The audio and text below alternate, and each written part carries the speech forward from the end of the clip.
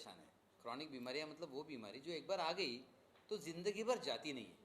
आप चाहे उसे ब्लड प्रेशर लीजिए, हाई ब्लड प्रेशर, या फिर डायबिटीज़ लीजिए या थायराइड लीजिए। आप थोड़ा ऊपर आगे बढ़ते हैं तो आप किडनी फेलियर लीजिए, बढ़ते ही जा रहा है, कम होने का नाम नहीं ले रहा है, बीमारी ठीक नहीं होती।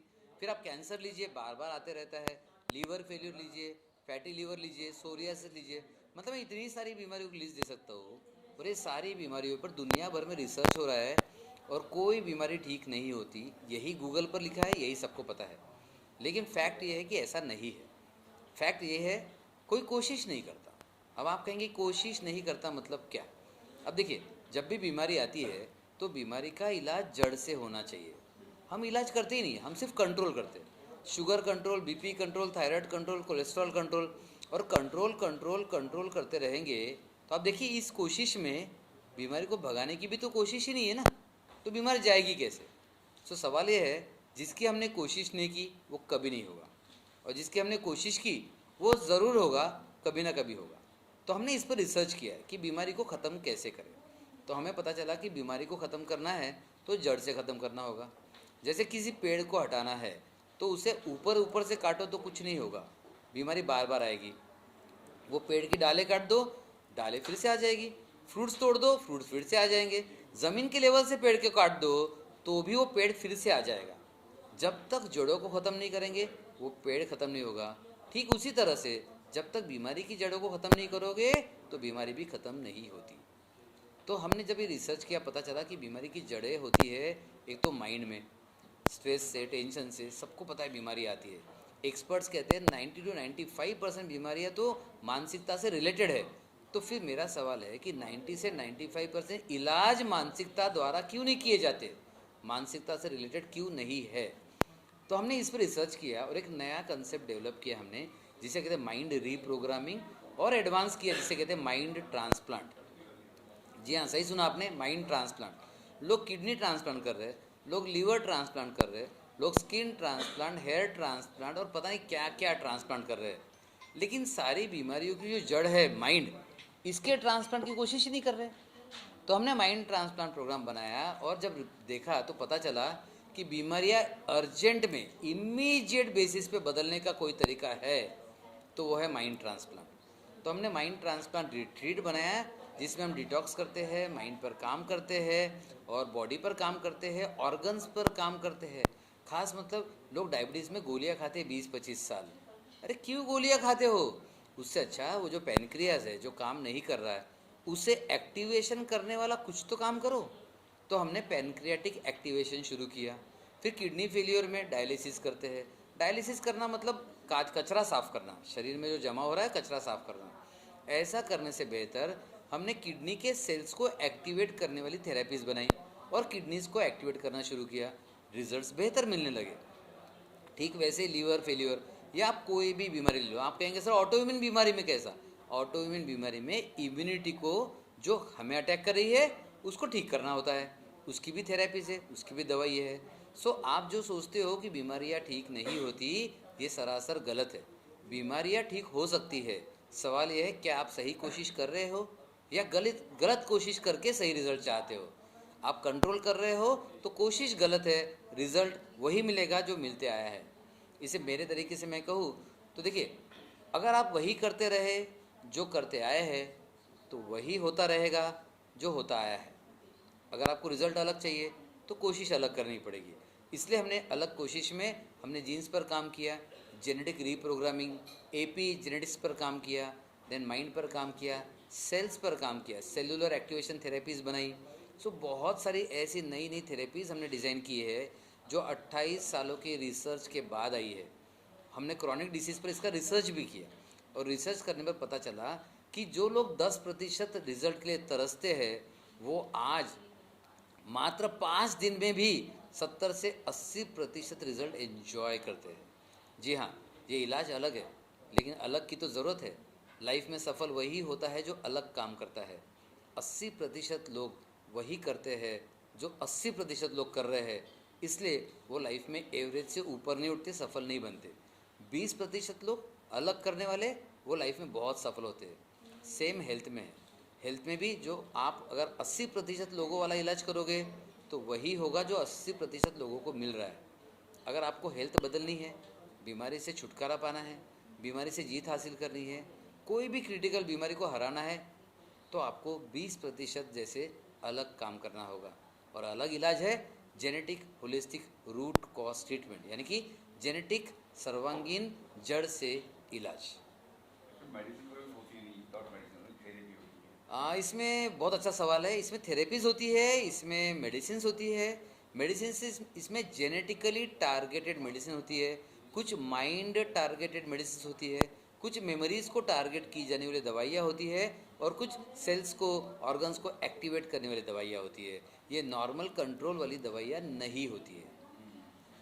ये जो खाते हैं, जैसे आज मैं शुरू किया 8 महीने के, और जो दवा खा रहा हूँ मैं, मुझे डायबिटीज है, मैं दवा खा रहा हूँ, तो उसे बंद करके फिर आपका इलाज करना है या किस तरह से? आप जो भी दवाइयाँ अभी खा रहे हो उसे तुरंत में बंद नहीं करना है। देखिए क्या होता है कि अगर आप डायबिटीज़ की गोली ले रहे हो, या ब्लड प्रेशर की ले रहे हो, या कोलेस्ट्रॉल की ले रहे हो, या फिर कैंसर का इलाज कर रहे हो, ये सारा इलाज आप कर रहे हो बीमारी को कंट्रोल करने के लिए।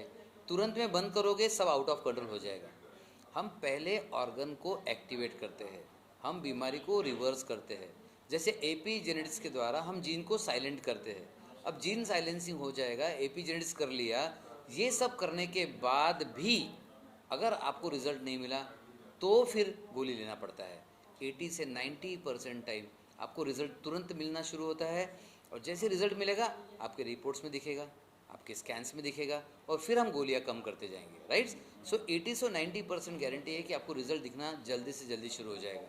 इसलिए ये जड़ से इलाज ज़रूर करना चाहिए, हर एक ने करना चाहिए। जब भी हम कंसल्टिंग करते हैं डॉक्टर से, हमारी डॉक्टर फैमिली होती है, उनसे हम कहते हैं कि चलो मैं कुछ अलग ट्राई करने के लिए मैं कहीं और ट्राई कर रहा हूँ, तो पहले ना ही करेंगे। हाँ बिल्कुल। बच जाएगा बेटा, वो सब मतलब अच्छी चीज़ नहीं है, इसका क्या कहेंगे? देखिए मुझे ये बोलने में अच्छा नहीं लगता, लेकिन बोलना ज़रूरी है। हम सारे के सारे इंसान है ना, एक प्रोग्राम्ड लोग हैं। मतलब कहते हैं ना, भेड़ चाल के शिकार हैं। अब भेड़ चाल में जाएंगे तो अलग करने के लिए गट्स लगेंगे, हिम्मत लगेगी, और ज़्यादातर लोग हिम्मत नहीं कर पाते, डर डर के वही काम करते हैं जिससे गारंटी है रिजल्ट नहीं मिलेगा। सो मैं अपील करना चाहूँगा, आपके पास दो रास्ते हैं। आप 1 साल, 2 साल, 5 साल, 10 साल, 20 साल, 30 साल, जीवन के आखिरी क्षण तक, आखिरी सांस तक क्या वही काम करना चाहेंगे जिससे गारंटी है रिजल्ट नहीं मिलने की, या एक बार हिम्मत करेंगे, एक बार अपने अंदर के वॉरियर को जगाएंगे, और एक बार वो इलाज करना चाहेंगे जो बीमारी को ख़त्म कर सकता है। सो ये इलाज क्या सबके लिए है? नहीं, सबके लिए नहीं है। ये उन हिम्मत वाले लोगों के लिए है जिनको पता है ये करके ज़िंदगी भर बीमार नहीं रहना है।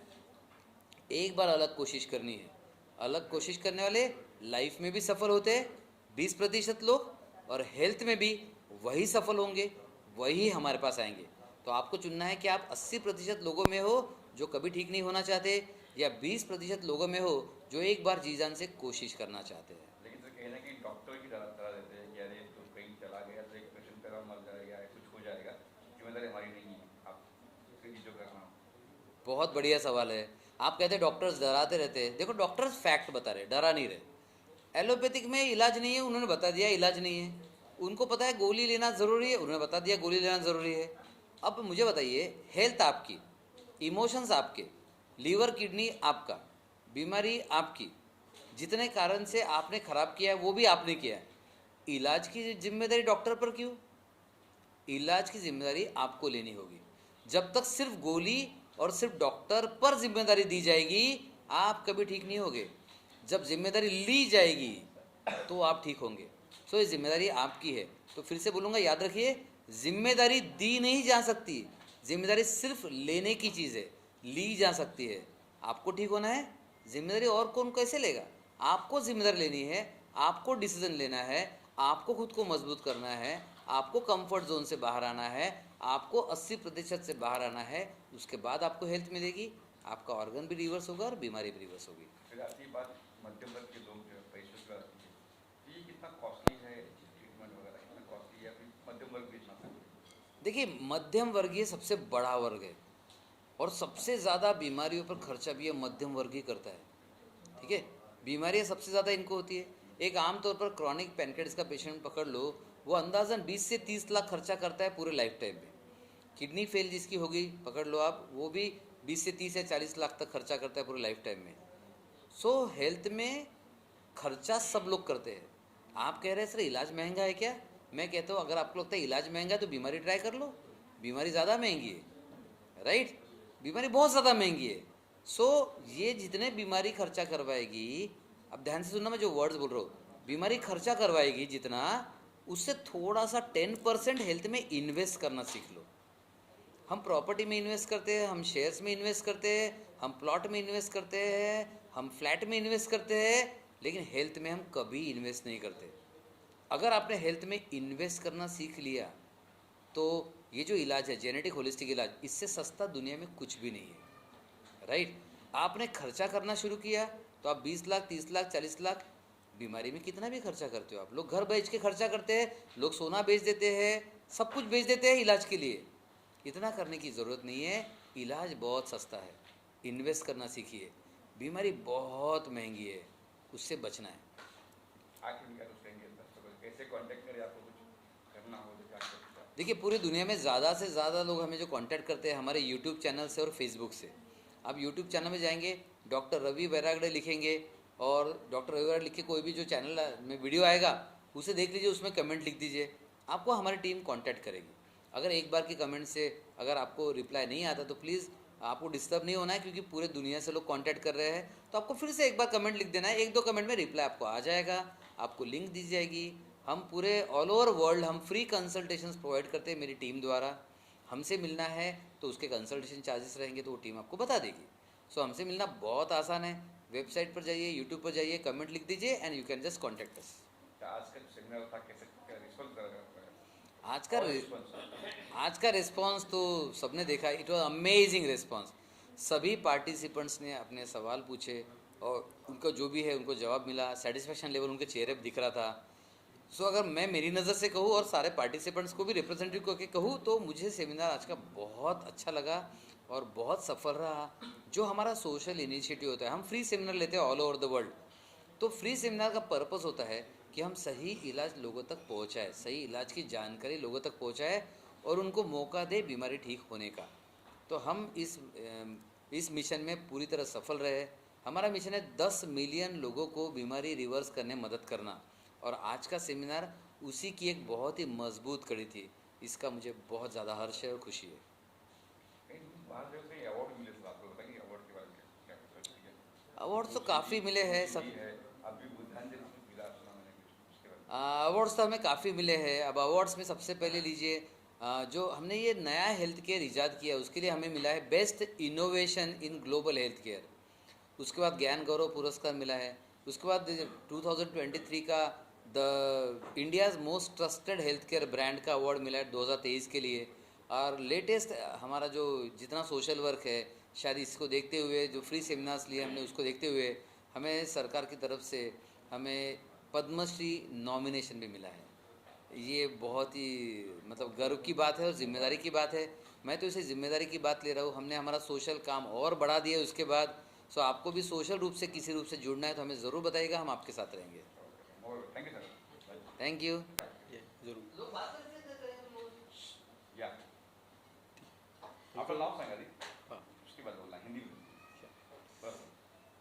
मैं एक प्रोफेशनल डॉक्टर हूँ, ठीक है, और मुझे एक एंकलाइजन स्पॉन्डिलाइटिस नाम की एक बीमारी है जिसकी वजह से पूरी दुनिया में जहाँ पे कोई इलाज नहीं है, और इसके बारे में बोला जाता है कि इस बीमारी के लिए कोई ठीक नहीं होता है।